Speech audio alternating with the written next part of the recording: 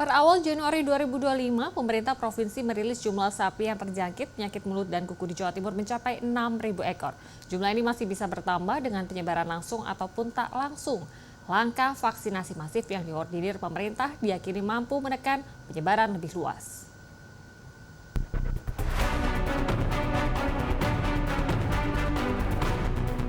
Menurut rilis dari pemerintah Provinsi Jawa Timur, penyakit mulut dan kuku pada ternak atau PMK di awal tahun ini menjangkiti 6.000 ekor sapi di 30 kabupaten kota di Jawa Timur. Jumlah ini pun masih berpeluang bertambah dengan penyebaran langsung ataupun tidak langsung seperti dari saluran air ataupun banjir di musim penghujan ini. Pakar Virologi dan Imunologi Universitas Airlangga, Profesor Fedik Abdul Rantam menyatakan, dalam penanganan wabah ini diperlukan gerak cepat dan komando terpusat oleh pemerintah. Di antaranya untuk pengobatan, protokol kesehatan, dan vaksinasi. Vaksinasi sendiri dibutuhkan untuk meningkatkan imunitas dari sapi. Peningkatan imunitas ini tidak bisa didapatkan dalam satu kali penyuntikan saja. Tetapi ingat bahwa vaksinasi itu pasti ada booster. Nah, boosternya itu yang tidak dilakukan kadang-kadang, sehingga banyak hewan-hewan itu tidak memiliki antibodi yang cukup untuk menetralisir, maka muncullah kembali begitu ya. Itulah sebenarnya yang jadi masalah ya. Nah, oleh karena itu ritme atau irama ini saat ini karena masih keadaan wabah dan wabah belum dicabut sejak 22 itu, saya kira pemerintah wajib juga sebaiknya mengkoordinir ya di berbagai daerah sehingga bisa tertata dan bisa tertanggulangi semuanya. Kalau tidak sendiri-sendiri masyarakatnya ya ada yang vaksin, ada yang tidak. Besok saya jual nggak usah divaksin, misalnya begitu. Juga bisa itu. Dan tidak hanya satu lokasi, mesti ke daerah lain. Nah, dalam perjalanan itu pun juga bisa terinfeksi kalau tidak diberi amunisi hewan tersebut sendiri. Ya pasti masih bisa terinfeksi. Pusat Veteriner Farma atau Pusvetma selaku instansi pembuat vaksin PMK di bawah Kementerian Pertanian pun sudah merintis pembuatan vaksin PMK semenjak tahun 2022 mulai dari prototipe 1 hingga 3 dan sudah mendapatkan register dari Kementerian Pertanian. Kini setiap bulannya sudah mampu memproduksi 500.000 dosis vaksin PMK.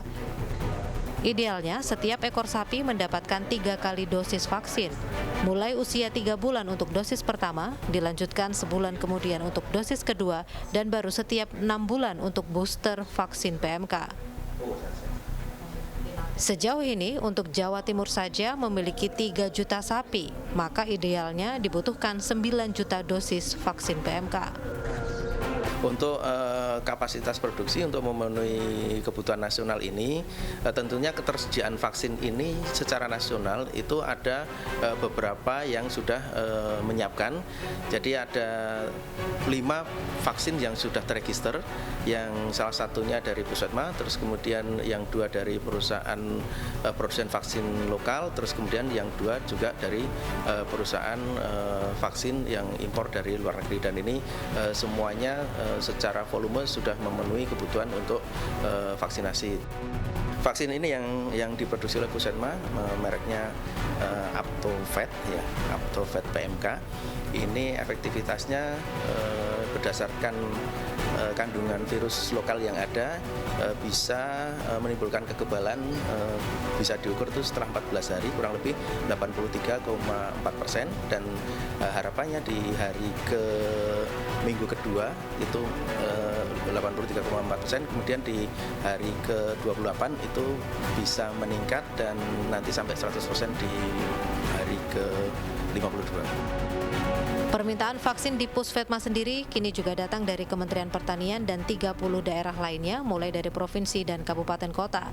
Pengajuan vaksin ke Pusvetma bisa diajukan melalui dinas terkait Kementerian Pertanian ataupun pemesanan peternak mandiri. Untuk menanggulangi wabah PMK dan membantu peternak, disediakan hotline dan krisis center pelaporan penyakit hewan di nomor WhatsApp 0811 1182 7889 yang dikelola oleh Kementerian Pertanian dan dinas terkait.